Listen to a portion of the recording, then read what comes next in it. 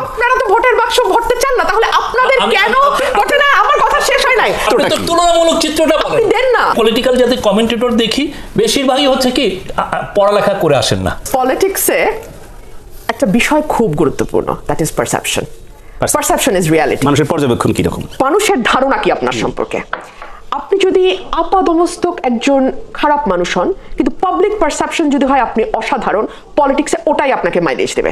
আপনি যদি ব্যক্তি জীবনে একজন অসাধারণ ব্যক্তি হন, আপনার কাজকর্ম যদি অসাধারণ হয়, মানুষের যদি আপনার সম্পর্কে পারসেপশন হয় খারাপ, আপনার কিন্তু পলিটিক্সে ফেল করা অবধারিত। পারসেপশন তো ক্রিয়েট করে, পারসেপশন ক্রিয়েট করে। এখন তাহলে বলতে বলতে আপনি পারসেপশন তৈরি করেন। তাহলে আপনারা সেই পারসেপশন কেন ক্রিয়েট করতে পারছেন না? We have done, আপনি সত্যিকার অর্থে এই গভর্নমেন্ট যা করেছে, আমাকে একটু বলতে দেন, given them credit। আমাকে একটু বলতে দেন। হ্যাঁ, আপনি তো যথেষ্ট বলতেছেন, ক্রেডিট পাবেন আপনি, কোনো অসুবিধা নাই।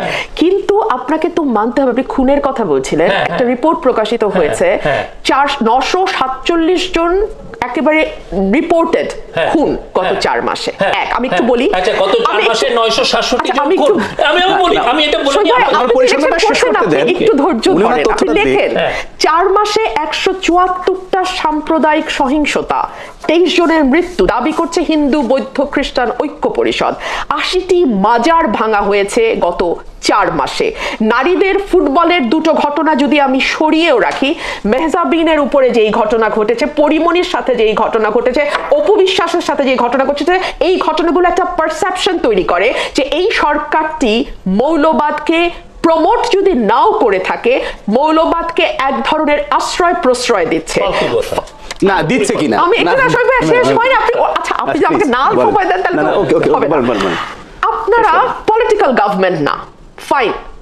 আপনারা পলিটিক্যাল গভর্নমেন্ট। আচ্ছা, কোন অর্থে পলিটিক্যাল গভর্নমেন্ট সেটা আমি সেই প্রশ্নে আমি আসবো।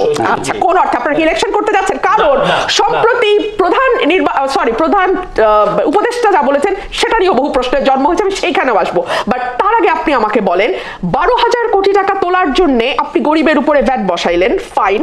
সাথে সাথে আপনি আবার সেখান থেকে সরে এসছেন, যদিও নানান সমালোচনার মুখে। আমি প্রশ্ন করি, আপনি 7,000 কোটি 7,500 কোটি টাকা মহার্ঘ ভাতা কেন আমলাদের জন্য ডিক্লেয়ার করেছিলেন? এবং সেই সময় আপনারা তখন বলেছেন, আপনার কথাও আমি শুনেছি মিডিয়াতে, আপনি বলছেন জীবনযাত্রার ব্যয় বেড়েছে। জীবনযাত্রার ব্যয় কি কেবলমাত্র আমলারা যারা বেতনের চেয়ে ঘুষের উপর অনেক বেশি নির্ভরশীল তাদের জীবনযাত্রার ব্যয় বেড়েছে, কিন্তু যেই রিকশাওয়ালাটি 20 টাকা দিয়ে একটা জুস কিনে এখন তাকে 25 টাকা দিতে হবে, তার জন্য কি জীবনযাত্রার ব্যয় বাড়ে নাই? কিংবা ধরুন যারা স্কুল শিক্ষক 17,000 টাকা বেতন পান, 19,000 টাকা বলা হয়েছিল এক শিক্ষক প্রতিবাদ জানিয়ে বলছেন আমি 17,000 টাকা বেতন পাই, সেই প্রাথমিক স্কুল শিক্ষক, তার জন্য কি একটা বিস্কিটের প্যাকেট 20 টাকা থেকে 25 টাকা, তার কি জীবনযাত্রার ব্যয় বাড়ে নাই?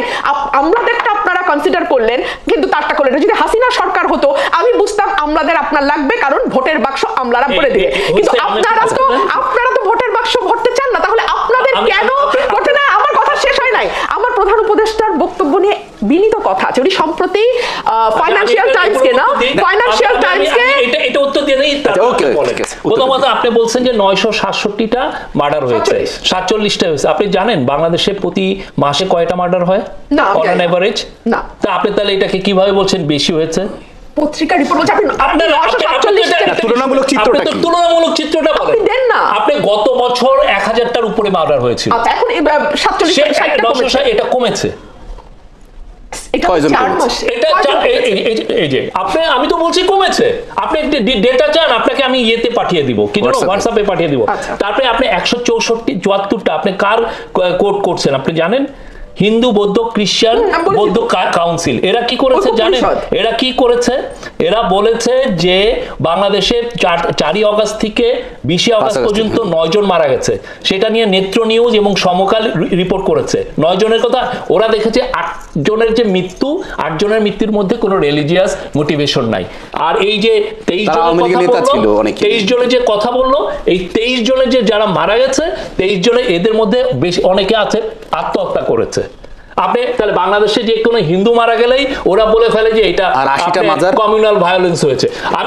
আমি বলছি তারপরে আপনি বলছেন যে 80টা মাজার। আমি বলছি 80টা মাজারের ব্যাপারে আমরা প্রত্যেকটা মাজারের ব্যাপারে আমরা সিকিউরিটি বাড়িয়েছি, কিন্তু এটা আমি বলবো বাংলাদেশের প্রত্যেকটা ধর্মীয় দল, বাংলাদেশের প্রত্যেকটা পলিটিক্যাল পার্টি সবার উচিত বাংলাদেশের প্লুরালিজমকে সামনে এগিয়ে ধরা। দে আর ফেইলিং। আমরা একা না। আর আপনার পলিটিক্যাল গভর্নমেন্ট, আর আমি পলিটিক্যাল গভর্নমেন্ট কেন বলছি, এইটা এই জন্য পলিটিক্যাল বিকজ এটা একটা অনভ্যুত্থানের গভর্নমেন্ট, এটা পলিটিক্যাল অ্যাসপিরেশনের থেকে এই গভর্নমেন্টটা এসছে। এটা একটা এমন না যে 3 মাস আমরা একটা প্রতি 5 বছর পর 3 মাসের একটা সকল রাজনৈতিক দল এই সরকারকে সমর্থন দিয়েছে। এটা একটা পলিটিক্যাল অ্যাসপিরেশনের গভর্নমেন্ট। আবার বলি, আর আপনি বলছেন যে আপনি বলছেন 20 বিস্কুট, 20 টাকার বিস্কুটের উপর আমরা কোনো ভ্যাট বসাই নাই। ভ্যাট বসানো হয়েছে যে রিস্কাওয়ালা ডিম পরোটা খায়, এখন অনেক বেড়ে গেছে। যে বিস্কুটের দাম 200 টাকা এন্ড অ্যাভাব, তার উপরে ভ্যাট বসানো হয়েছে। ডিম কি বলেন, দাম বেড়েছে। আপনি বাংলাদেশের আপনি জানেন জনপ্রত্যাশা কি ছিল সেই জায়গায় আমরা এই আলোচনায় আসবো। আমি পলিটিক্যাল যাদের কমেন্টেটর দেখি বেশিরভাগই হচ্ছে কি পড়ালেখা করে আসেন না।